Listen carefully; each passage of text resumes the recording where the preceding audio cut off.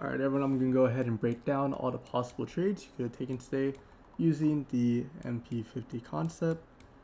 So first things first is I'm just start randomly, right here Friday, which is today. What I'm going to be doing is right here, we have a nice clean swing. I'm mark out the high and low of that one. Mark out the low. Mark out the 50, right? The nice key basics of the method. Alright, so here, none of our highs or lows have been taken. Here we took that, right? So we would draw a 50 off of that for possible entries. And we have current price around here. So off of this, we still haven't came for the lows, right? So we're gonna be looking for more low bias, and especially since we're below the 50.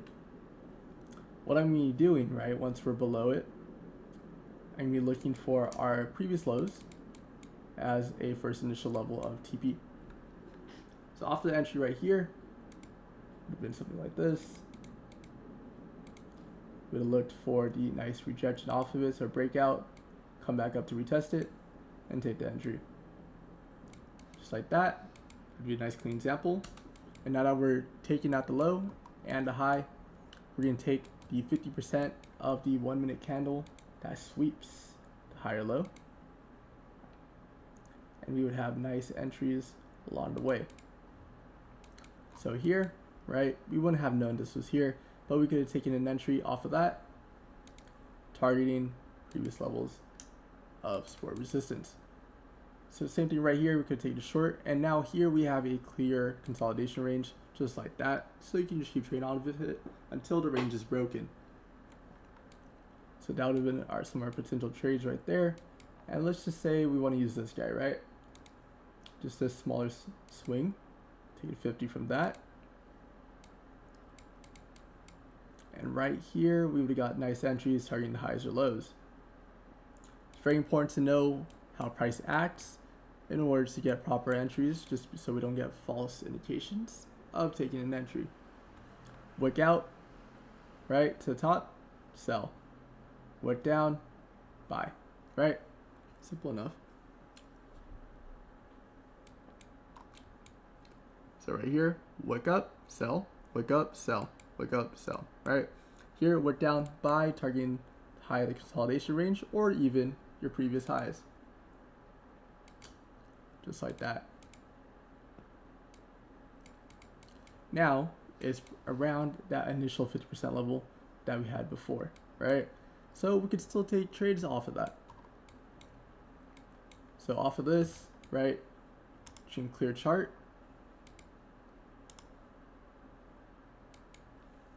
Keep our 50 around this one. And then right here, you have a nice clear top. And right here, we can use this 50 as our bottom, right? And draw 50%. So essentially what I'm using is just this swing right here. So as you can see, you can call it a couple nice scalps.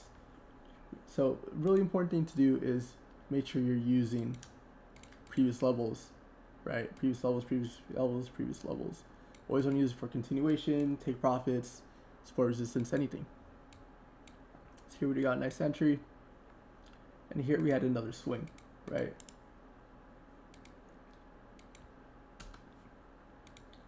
So if I were to draw this out,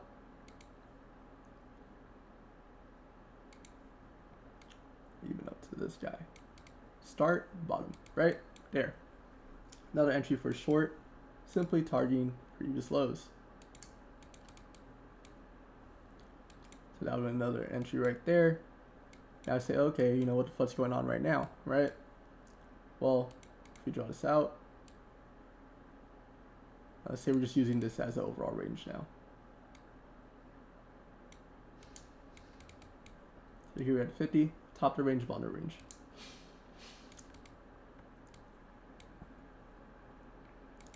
Now let's just keep this too, right? Just for safe measures. So here we already swept the bottom of the range, right? Off of this swing. would have drew a 50 off of the candle as swept.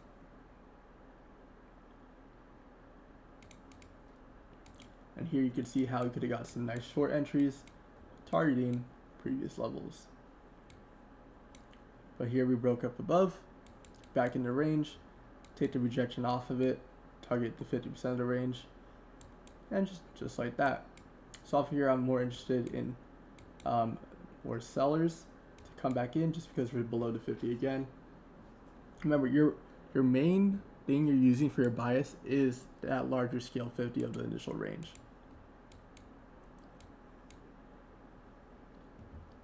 So what we'd be interested is for it looking to come back below and potentially come take out